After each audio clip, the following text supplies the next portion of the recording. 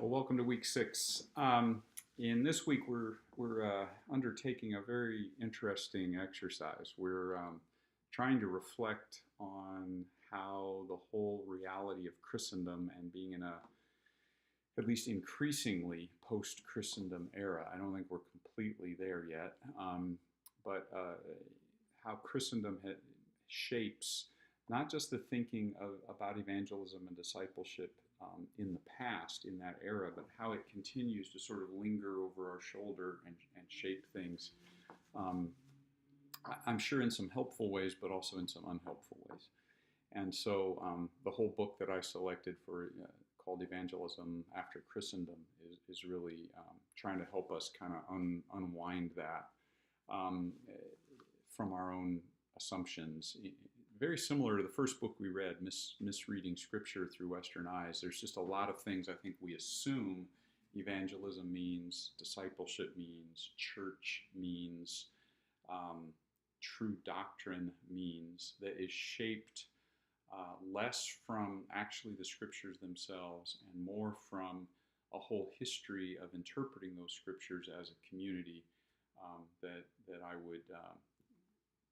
would park in that big term Christendom. That is not to say that everything that we associate with Christendom, everything that we associate with church history certainly is wrong. What I want to suggest is a different way maybe of reading church history and of understanding it. I was just reading this week a book review, and I just thought of this as I'm sharing on the video. So I believe the author's name was Flett, F-L-E-T-T, John. And it's a book about apostolicity, of all things. So I think if you search Flett, it's an InterVarsity Press academics book. And John Flett, F-L-E-T-T, with the word apostolicity, you'll find this book. But he has a fascinating thesis that he put words, I think, different words to some things I've been thinking for a long time. Basically, his assumption, one of his main points around page 335, 336, is that we should, that one way to read church history is that it's a history of Jesus living his life through his people. And the church is the history of Jesus, and the history of the church is Jesus living his life out through his people, sort of two sides of the same coin. What that ties into for me is an assumption I've been making over about the last decade, that the whole purpose of Jesus becoming flesh and dwelling among us, the gospel then being given to the first apostles and of course to Paul, and then going cross-culturally, that the whole thrust of that was the continuing life within a community of people living within specific contexts, and passing that on from generation to generation and culture to culture. That church history is not so much the history of the formulation of doctrine and polities and structures as it is the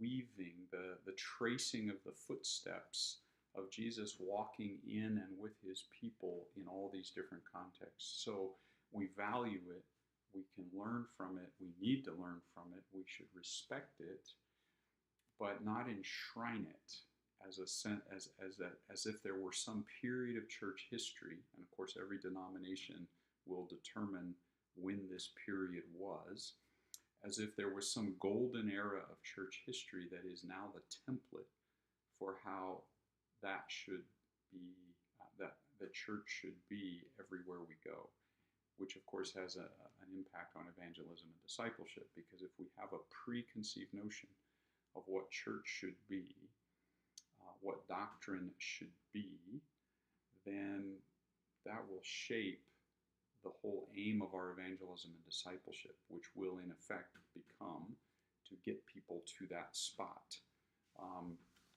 as opposed to a more incarnational view of this, which sees um, the sharing of the gospel and discipleship as in a sense, the engagement process of people being wedded to Christ, who now lives within them, becomes one with them, and begins to live his life through people in a new context. To me, that's a metaphor for what evangelism and discipleship is all about. So Christendom, here's the way that I prefer to respectfully look at the past. And keep in mind, I'm an Anglican by background, and I'm a respectfully discontent Anglican. But I value the traditions. I really do. I love it. I use the prayer book frequently in my prayers, all sorts of things. I value the creeds and the confessions of faith. But I have come to see them over the last 10 to 15 years of my life as very important examples of what Jesus was doing among his people in specific contexts throughout the history of the church as we see it unfold. And I see them helping us precisely by freeing us to learn from them, but see what Jesus might be doing as he lives his life through a people in a new context, new language, new environment. And so for me, the whole process of evangelism and discipleship is for the life of Jesus to get in and among a people in a new context and begin to live that life out through them as they wrestle with Scripture, their culture, their own backgrounds, all the horizons and the cognitive environments and all that stuff going on.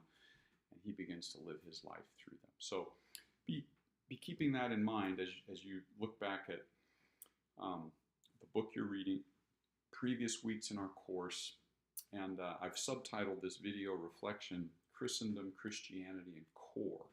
Sort of, is there an essential or always right one version of Christianity?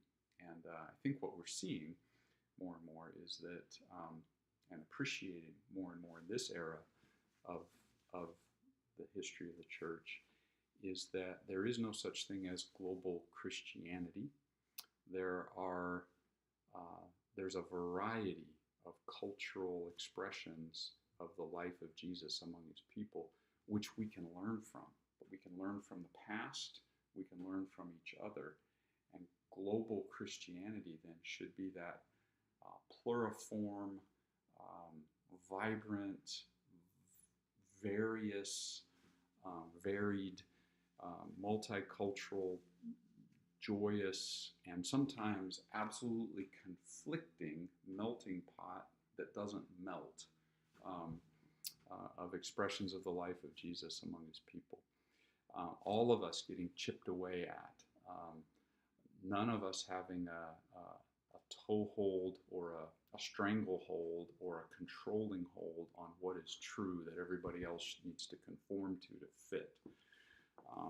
And I think in this post-Christendom, increasingly post-denominational era of mission and evangelism and gospel, we stand at the edge of a really exciting time in which we can, precisely because of some of the challenges we face and the disintegrations of Christendom and the proliferation of globalization and post-modernity, however anybody wants to describe that and define it, that those actually present tremendous, I think, exciting opportunities to rediscover the freshness and the vibrancy of what it means to be a people in whom and among whom Jesus is living out his life, and to discover afresh how he's walking, speaking, and seeing and hearing in the environments in which we live. So bless you as you ponder all this, and I hope it